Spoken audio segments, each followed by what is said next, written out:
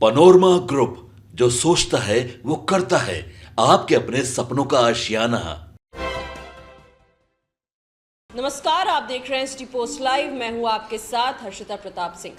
बिहार में लोकसभा चुनाव के नतीजे सामने आने के बाद इंडिया गठबंधन में हार की समीक्षा की मांग तेज हो गई है।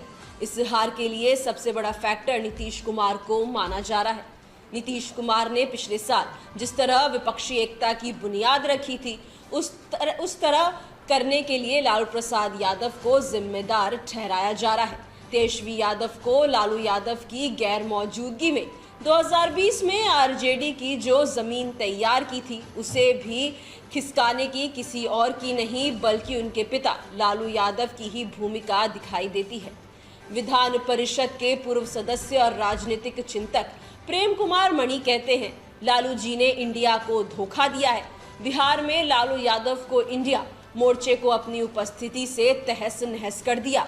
लालू के कांग्रेस को तो नुकसान पहुंचाया ही, तेजस्वी का राजनीतिक भविष्य भी गड़बड़ कर दिया।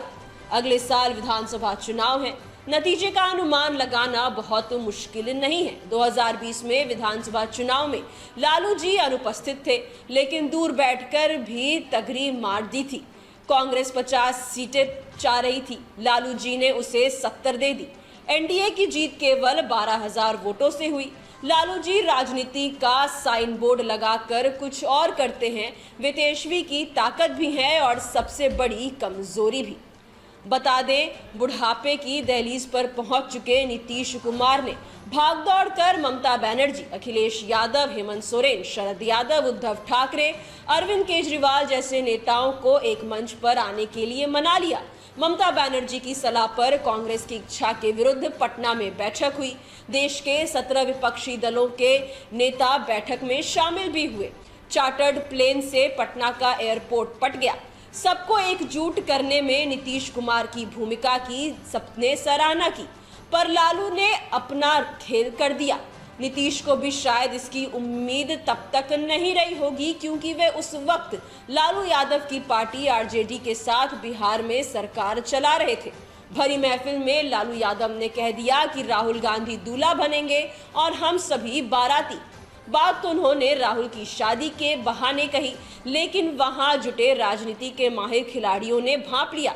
नीतीश पर क्या गुजरी होगी, यह तो अब उनकी पार्टी के सीनियर लीडर केसी त्यागी ने ही उजागर कर दिया है। त्यागी बताते हैं कि जिस इंडिया ब्लॉक ने नीतीश कुमार को संयोजक बनाने की अपील की थी, वह अब उन्हें पीएम पद ऑफर भी कर रहा है। यानी लालू यादव ने नीतीश कुमार को बिदकाने का बीजारोपण पहली बैठक में ही कर दिया था। संयोजक के सवाल पर नीतीश कुमार ने इंडिया ब्लॉक को अलविदा भी कहा था। लालू यादव की दूसरी गलती लोकसभा चुनाव के दौरान दिखी, जब उनकी पार्टी का कांग्रेस में विलय कर पप्पू यादव पूर्णिया की एक सीट मांगने लालू यादव के घर पहुंचे। लालू यादव ने तब मना नहीं किया, लेकिन तगड़ी मार दी। बिहार में पूर्णिया से निर्दलीय उम्मीदवार पप्पू यादव की जीत राजद पर सबसे भारी है। यह तेजस्वी यादव की व्यक्तिगत हार है। तेजस्वी यादव ने कहा, पप्पू यादव को हराने के लिए यह तक कह दिया था कि अगर आप राजद को वोट नहीं देना चाहते हैं तो जेडीयू को दे दीजिए, लेकिन किसी निर्दलीय को न दे। साफ तौर पर उन्होंने जेडीयू उम्मीदवार संतोष कुशवाहा का समर्थन कर दिया था, फिर भी पप्पू यादव जीत गए। यह पप्पू यादव की बड़ी जीत और राजद के अहंकार की हार है।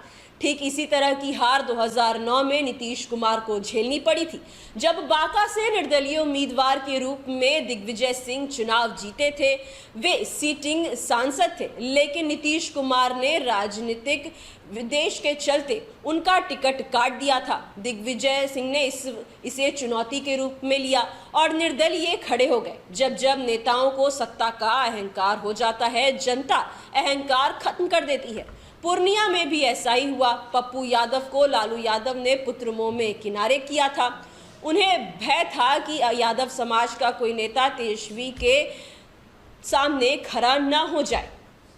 बिहार की राजनीति में जिस MY समीकरण की अधिक चर्चा होती है, उसके संस्थापकों में जिन मुसलमान लीडरों की प्रमुख भूमिका रही, उनमें सिवान के सांसद शहाबुद्दीन भी थे। शहाबुद्दीन ने जेल जाने के बाद RJD से उनकी पत्नी हिना शहाब पर दाव लगाना शुरू कर दिया। 3 बार हिना ने किस्मत आजमाई, लेकिन उन्हें कामयाबी नहीं मिल रही थी। इस बार उन्होंने फिर चुनाव लड़ने की हिम्मत जुटाई, लेकिन लालू यादव ने उन्हें मौका ही नहीं दिया। जब उन्होंने निर्दलीय चुनाव लड़ने का ऐलान कर दिया तो मनाने की कोशिश शुरू हो गई। इस पर लालू परिवार ने उनसे सीधा संवाद नहीं किया। उनके खिलाफ अवध बिहारी चौधरी को RJD के उम्मीदवार घोषित कर दिया। परिणाम क्या होगा, यह RJD उम्मीदवार की घोषणा के दिन ही स्पष्ट हो गया था। सिवान में MY समीकरण ध्वस्त हो गया। नतीजे आए तो तीसरे बार भी बाजी मार ली, यानी NDA समर्थित JDU की विजय लक्ष्मी देवी जीत गई। हिना शहाब के खाते में 2,93,651 मत आए तो RJD के अवध बिहारी चौधरी को 1,98,823 वोट मिले। विजेता विजय लक्ष्मी को 3,86,508 वोट मिले थे। अगर RJD ने हिना शहाब को उम्मीदवार बनाया होता तो उनका समर्थन कर दिया होता तो उन्हें इस बार जीत जरूर मिल जाती।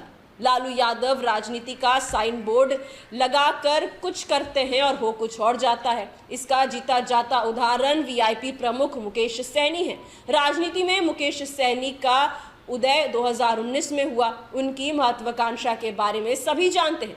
लोकसभा चुनाव के दौरान बिहार में बड़े जातीय आधार का दावा करने वाले और चुनावी दौरों में तेजस्वी यादव की बराबरी करने वाले मुकेश सहनी अचानक राजनीतिक परिचय से ओझल हो गए हैं। मीडिया में तस्वीर और उनके बयानों से यही लगता था कि वे किसी बड़े सपने को देखने में मशगूल हैं। अंधे के हाथ बटेर के तर्ज पर उन्हें 2020 के विधानसभा चुनाव में भाजपा के 4 सीटें दी थी। जीत तो सभी गए, पर उन्हें असलियत मालूम हो गई कि भाजपा की मदद और उनकी मेहनत न होती तो जीत मिलनी मुश्किल थी। सहनी की ताकत किसी काम की साबित नहीं हुई। जीत का सनद पाकर विधानसभा पहुंचे चारों विधायकों ने सहनी को चित कर दिया।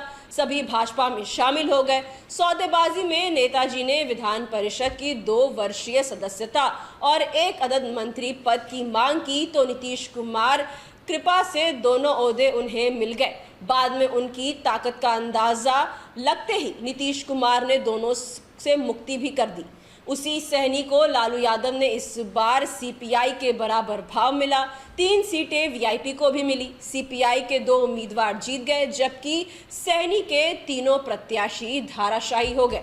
फिलहाल इस खबर में इतना ही। आप आगे की खबरों के लिए देखते रहिए सिटी पोस्ट लाइव। धन्यवाद।